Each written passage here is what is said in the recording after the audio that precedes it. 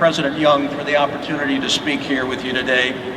From our time together in Utah, I know in Mike Young you have a first-rate leader and a passionate advocate for UW community.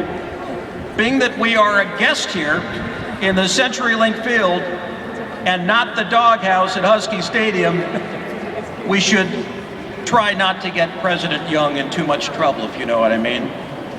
And as a failed rock and roll musician, I promise to be on best behavior. But I've got to tell you, it is pretty awesome to become a Husky.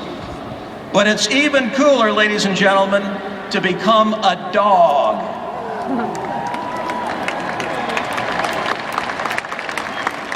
But today is about you, and here you are.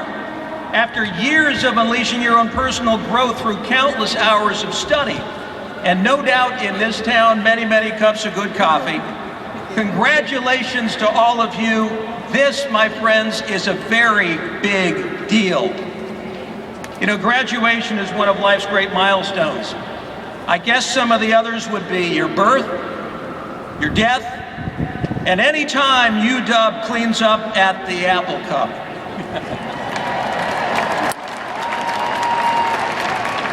So forget about the Cougars. We all know who the real winners are, and that would be you here today. But today you're closing an incredibly important and an expensive chapter in your life. And I know every one of you sitting in front of me here could tell a different story about how you arrived at today's commencement. And for most of you, I have to tell you, you're just beginning your first chapter of life. So let me ask this. What do you want your book of life to look like? How do you want it to read? How many chapters will there be? Will it be fiction or will it be nonfiction? Heroic, romantic, comedy, or tragedy? Starting the minute you walk out of here, it is totally up to you. One thing I've learned is that your life will never be complete until you find your most deep-rooted passion. And you'll never find your passion until you learn to follow your heart. The one thing that drives you, inspires you, and motivates you. So never take for granted your freedom to choose your own destiny. Don't make the mistake of comparing your destiny to anyone else's. It's sure easy to look at someone else's Facebook wall and think that their life is somehow that much more put together. But everyone has different battles to fight and surroundings in which to cope. You alone have the ability to be your best friend or your worst enemy. Embrace who you are and make yourself unique. Like you, I'm the product of our place in history. So first, a minute of perspective, and then just a bit of advice, which I offer in great humility, knowing that my own failures and shortcomings in life are probably not a whole lot different than yours. I'm just a little older, and as a public servant, they're just a bit more on public display. You know, my earliest memories were Vietnam, civil rights, the Beatles on the Ed Sullivan Show. It was a time of tumult, uncertainty, and great change. So much so that many wondered, with the assassination of beloved leaders, the overhang of imminent nuclear war, a failing economy, troops deployed in a foreign quagmire, and the resignation of a president, if our nation would ever survive. It has survived, like every generation since independence. You see, each wave of graduates has a set of circumstances that make it seem like the wheels are coming off a bus. Wars, depressions, social revolutions. And in each case, we recover, we learn our lessons, and we become ever more resilient as a people. Or as Alexis de Tocqueville used to say, the greatness of America lies not in being more enlightened, but rather in her ability to repair her faults. So the real test of a nation, ladies and gentlemen, is not how well it does when times are good, but how well it does when times are tough, just like people. America's passions remain as strong today as ever. So hold on to that sense of optimism. Hold on to that belief in your future. Our free and open society that can respectfully embrace debate is still the envy of the world. Despite our dysfunction, we are still as full of potential as ever. And don't you let anyone tell you otherwise. So the world you step into tomorrow, regardless of where on this globe you come from, should bring you excitement, not fear, anticipation, not anxiety. The prospect of driving generational change should keep you charged. You see, our system needs new thinking. We need a fresh generation of innovators, leaders, risk takers, entrepreneurs, scientists, educators, and activists. That's you.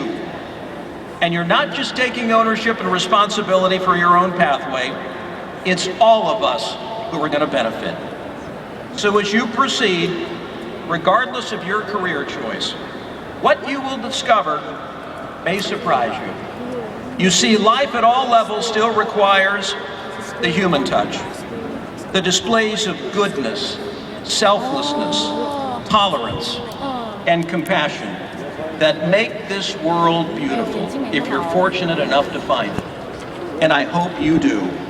And make no mistake about it, while technology will drive us to mind-bending destinations during your lifetimes, the world is still managed at all levels by human beings and human emotion, happiness, sadness, mercy, thankfulness, and forgiveness. All attributes of living human beings. But the traits of the most successful among us for the foreseeable future will require the most precious of all attributes, common sense and good judgment. So finally, I will display the truly bad judgment of dispensing just a little bit of advice. So number one, be you. Find the genius that is uniquely yours. Nurture it. Don't let anyone drown out your inner voice. Take that leap of faith and trust your instincts. Your uniqueness can change the world. Don't stand in front of the mirror and try to look like everybody else. Be you. That doesn't mean putting yourself first. It means being true to yourself. You see, life isn't a straight and narrow path. That is the shortest line between 2 points. In fact, life is full of turns and hills, alleyways, and sometimes cliffs. Lots of speed bumps and potholes. But your passion will never be complete unless you learn to follow your heart. So quit asking others what they think you should be and ask yourself and follow your heart, because it will never let you down. Number two, find a cause. Find something to be passionate about, something to save, something to free. And when you have found that cause, don't hide behind a Twitter handle. Speak out, take action, and never let it be said that you were just another anonymous blogger, too timid to be counted, too weak to stand by your cause. Number three, embrace failure. Some of you probably haven't landed the job that you wanted. I'm sure that many of you have faced hardships. I sure have. Failure only hurts if you can't turn it into a learning experience that makes you stronger and wiser. Sometimes that momentary setback, that failure, seems like the end of the world. My heart has been broken more than once when friends of my kids, in moments of despair, have taken their own lives. Please remember, when you encounter an obstacle in life, 4 of the most powerful words in the English language are "this too shall pass." Number 4, find someone to love. You see, it's life's most powerful emotion. I first saw my wife across the courtyard in high school. I tried to get her attention by running for class president. I won one, I lost two. Didn't work out so well. Then when we unexpectedly found ourselves working together at Marie Callender's pie shop in Salt Lake City, Utah, I had a little more luck. This dishwasher caught the eye of the salad girl. And I have a lot more loves now too, including two adopted daughters. One from India, the other from China. We got to visit their orphanages and meet many of those who cared for them after they were both abandoned. We saw how love can transcend race, geography, religion, and class. Some people need friends. Others need hope. And you'll find some that just need love. Reach out your hand and give them your heart. Fifth, take care of those around you. The strength of this country, when it comes down to it, when you think about it, is you. It's the people who live and love and work and create here, who build lives and pursue dreams through times thick and thin. It's our communities and the people who make them wonderful places to live. It's our commitment to each other as people tied together by humanity and decency.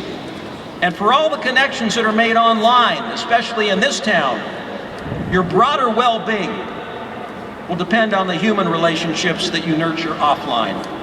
We can be linked in and connected in this world, but without the personal ties that bind, our humanness will remain incomplete. Sixth and finally, give back. As much as you're able to, work to keep America great. Serve her, if asked. I was, by a president of a different political party. But in the end, while we might not all be of one party, we are all part of one nation. A nation that is in desperate need of your generational gift of energy and confidence. Never forget how lucky you are to be sitting here in America today, even with student loans and maybe a little bit of uncertainty about your future. Because we live in the greatest freedom-loving place on earth. Embrace it. You might not succeed the first time, and you might fail a few times, but make sure the pathway you take to those wins and losses is your own. One of my favorite musicians is Ben Folds. I love this lyric. The song might be a little bit dated, but you still hear it a lot today. It goes like this. I don't get many things right the first time. In fact, I am told that a lot. Now I know all the wrong turns, the stumbles and falls brought me here. And I know that I am the luckiest. Ladies and gentlemen, today, you too are among the luckiest. Be you. Find a cause. Embrace failure. Find someone to love. Take care of each other. Give back. And particularly in Seattle, never forget to rock and roll. Congratulations to the class of 2013.